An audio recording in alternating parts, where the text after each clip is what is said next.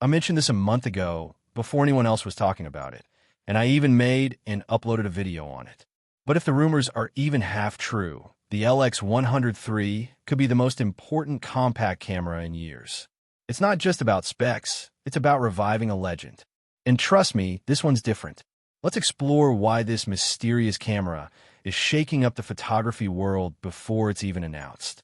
In 2015, travel photographer stood on a rooftop in Tokyo, watching the golden hour wrap the city in light. She reached into her jacket, pulled out her Panasonic LX100, and captured the perfect shot. No bulky gear, no lens swapping, just pure, quiet magic. But then nothing. The series went silent. Until now. The LX100 III rumors say Panasonic is preparing a comeback compact that might redefine street and travel photography. But what makes it special? And what's the one rumored feature that could change everything? We'll get to that near the end. The original LX100 was revolutionary. A large sensor in a compact body, manual controls, and Leica branded glass. But as smartphones advanced and the camera market shrank, Panasonic stayed silent. Until insiders leaked something strange. A secret prototype tested in Europe under the codename Kyoto. Supposedly, this wasn't just a redesign, it was a mission to bring soul back into compact photography. So why now? Because Panasonic knows there's a new wave of creators, travelers, vloggers, and they're all asking for the same thing. Power. In your pocket. The LX100 III is rumored to feature a brand new 4/3 sensor, likely based on the 20MP one from the GH5 II, but optimized for low light. But here's where it gets spicy. Insiders say Panasonic might implement a multi-aspect ratio sensor, just like the original. That means you can switch between 4:3, 3:2, 16:9, without cropping your field of view. For landscape shooters and documentarians, that's storytelling freedom in your pocket. You can expect 4K recording at 60 frames per second.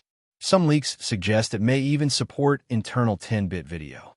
That's nearly cinematic quality packed into a compact, palm-sized camera. Imagine the convenience for travel vloggers. No need for a gimbal or complex rigging. Just hit record and go. If Panasonic includes their popular Vlog L profile, the LX100 III could turn out to be a secret weapon for content creators on YouTube. It's likely the camera will use contrast-based DFD autofocus. But here's where it gets interesting. Panasonic has been putting serious effort into AI-driven subject tracking, particularly after the release of the S5 II. Rumors suggest the LX100 III might feature a simplified version of human and animal autofocus, delivering surprisingly accurate tracking in fast-action situations, all inside a small, portable form. The camera is expected to feature a Leica DC Vario-Summilux lens, offering a 24 to 75 millimeters equivalent focal length with a fast f/1.7, 2.8 aperture. That's impressively bright, and the image quality should be nothing short of gorgeous. It's an ideal setup for street photography, portraits, and travel, without the heavy gear associated with interchangeable lens systems. What's new this time? We may finally get built-in optical image stabilization in the lens, marking a first for the LX100 lineup. Here's where practicality wins hearts. USB-C charging, dual microphone support, and full Wi-Fi/Bluetooth integration. But the real treat? A rumored OLED EVF with over 3.6 million dots and tilting touchscreen. That solves the biggest problem of the LX100 II, usability on the move.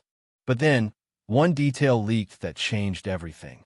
Panasonic might add a built-in ND filter, controlled via a tactile switch.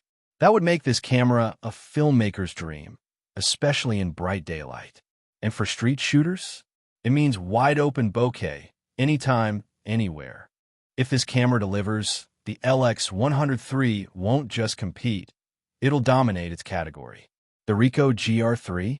It lacks video muscle. Fujifilm X100V? Gorgeous, but with a fixed 35 millimeters. Sony ZV-1? Great autofocus, but smaller sensor. This Panasonic could be the first camera to offer versatility, speed, and cinematic quality, all under one roof. In our search to understand what today's creators truly want, we turn to the communities where honesty thrives, Reddit and the deep peer review forums. These are spaces where photographers speak from experience, not marketing trends. One particular comment captured the collective sentiment in a single, powerful line. I'd sell my mirrorless gear if Panasonic brought back the LX100 with modern specs. I just want something simple that works beautifully. This wasn't about specs or brand loyalty. It was about the desire for a camera that feels effortless, reliable, and inspiring. A tool that removes complexity and restores joy to the creative process. Another user added, "I miss the tactile feel of dials, but I can't carry a full kit anymore. If this is real, I'm in." That comment reflects a reality many modern creators face. The love for physical controls remains, but the demand is now for portability, ease, and minimalism, without sacrificing quality or experience. These voices reflect a quiet but growing demand across the photography world. A demand for gear that prioritizes connection over complication. And now, for the first time in years, it seems Panasonic might finally be ready to respond. The Panasonic LX100 III isn't just a throwback to the golden era of compact cameras. It's a signal that the future of photography isn't just bigger sensors or bulkier gear, but smarter, more intentional tools. It's not merely about nostalgia. It's about a revolution in how we view creativity. This camera represents a shift toward creators who want minimal gear with maximum capability. People who want to travel light, think fast, and create even faster. And if Panasonic gets this right, we won't just be seeing a new camera. We could be witnessing the rebirth of an entire movement. A movement that redefines what a high-end compact camera can be. Imagine a new wave of premium compacts flooding back into the market, slim, powerful, cinematic. The LX100 III could spark that. Could this be Panasonic's bold attempt to carve out dominance in the mid-tier content creator space? A sweet spot between smartphones and full-frame beasts? Could this be the revival of the legendary LX lineup, reborn for filmmakers, street photographers, travel vloggers, and hybrid shooters who demand both quality and convenience? Right now, there's no official release date on the horizon. The only thing we're certain of is that anticipation is building, and fast. As for pricing, the speculation puts it around $1,199, placing it within striking distance of Fujifilm's X100V crowd, yet potentially offering more hybrid power under the hood. Weather sealing? Still a question mark, but if Panasonic includes it, it would instantly elevate the LX100 III to a whole new level of pro usability. But the real wild card here, the feature that could break the internet, is this. Will Panasonic shock us all with open gate anamorphic video support, just like the GH5 and GH6? If they do that, if they put that kind of power into a compact body, game over. It's not just a camera anymore. It becomes a filmmaking tool that fits in your jacket pocket. So now I turn the question over to you. What do you think? If the Panasonic LX100 III is real and it delivers everything we just talked about, would it earn a spot in your kit? Or do you still feel something's missing? Maybe a fully articulating screen? Built-in ND filters? Or is it just the timing that matters most? Let me know what you want to see in the comments. I read every single one.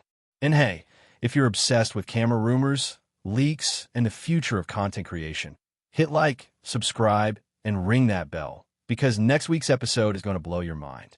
We're talking about a rumored Sony compact that could actually shoot in 8K. Yeah, 8K in your pocket. See you in the next one.